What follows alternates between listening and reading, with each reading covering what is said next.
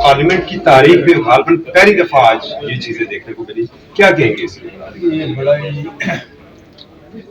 ہمارے لیے باعث افسوس ہے، اور یہ جو کچھ آج پارلیمنٹ میں ہوا اس میں وزیر اعظم پاکستان اس کو شرم آنی چاہیے کہ اس نے کیبنٹ میں یہ ہدایت دی ہے کہ شہباز شریف صاحب اور بلاول بھٹو صاحب وہ تقریر نہیں کرنا چاہیے۔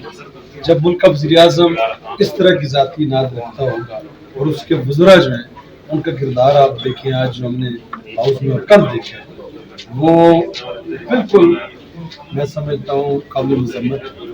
آج تک پارلیمنٹ کی تاریخ میں اس طرح نہیں ہوا کہ حکومتی ارکان وزراء اور حکومت احتجاج کرے، یہ پہلی دفعہ ہوا، اور یہ ایجنڈا لے کے آئے ہیں کہ اس پارلیمنٹ کو، پارلیمانی نظام کو ختم کرنا ہے اس ملک سے، اور ان کا کوئی ایجنڈا کوئی اور ہے۔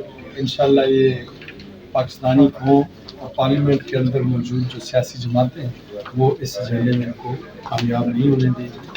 یہ پورا پروگرام بنا کے آئے تھے ان کے لوگ، آج دوسرے دن سے ان کے وزراء ان کی سرپرستی کر رہے تھے اور خود ایسی غلیظ زبان استعمال کر رہے تھے جس میں کہ شرم آ رہی تھی۔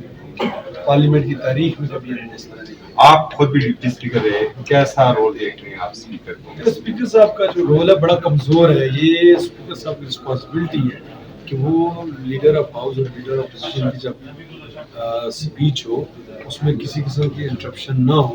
کل بھی اسپیکر صاحب نے بڑا غلط کیا کہ انہوں نے فوری طور پہ اجلاس سسپینڈ کیا اور پھر 2-2.5 گھنٹے کے بعد انہوں نے ایڈجرن کر دیا، حالانکہ لیڈر اپوزیشن کی اسپیچ جاری تھی، اور اسپیکر حکومتی وزراء کو اور حکومتی اراکین کو مداخلت سے روکنے میں مکمل طور پہ ناکام ہے۔ اپوزیشن کی آپ کیا حکمت عملی ہے؟